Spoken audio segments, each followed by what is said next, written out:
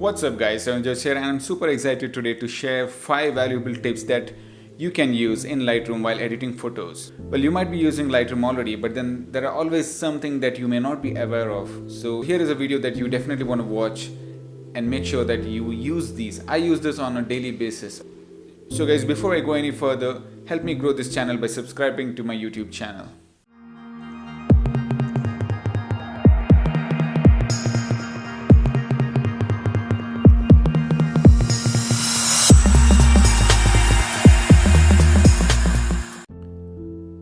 Well, the first is the Autotune.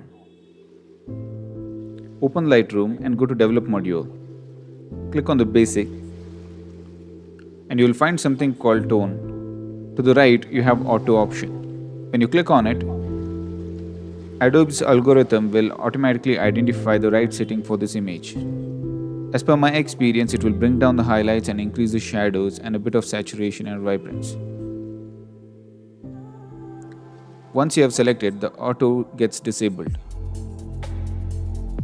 This is the best option for the beginners who are just new to the Lightroom. Advanced users can always play around with those settings. Next is the crop overlay.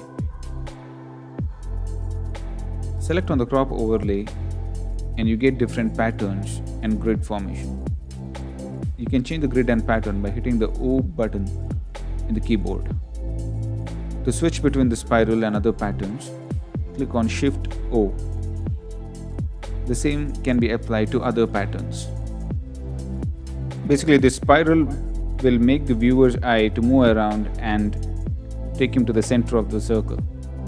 So this is basically the advanced rule of thirds. I'll make a separate video on this, so don't forget to subscribe to my YouTube channel so that you get all the updates. Next is the highlight image or the lights out option. When you hit the L in the keyboard,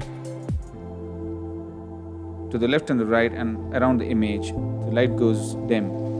If you hit the L key again, the lights turn off, highlighting only the image. You can view the image that is just edited and see how it looks. To change the brightness, when you hit the first L, you can go to Preference and check the Interface tab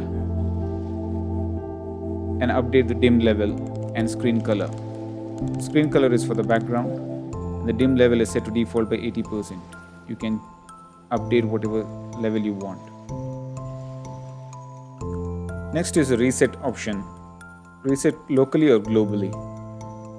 Well, once you're done with the adjusting of all the sliders like highlights, blacks, shadows and etc., you can either use the reset button to reset all the settings that you have changed, or you can adjust locally just one single slider. Say for example, if you want to reset only one of those sliders, then double click on this slider or the button that you see in the slider, or just double click on that particular option like the highlight or the shadows, or just double click on it and that will reset that particular slider.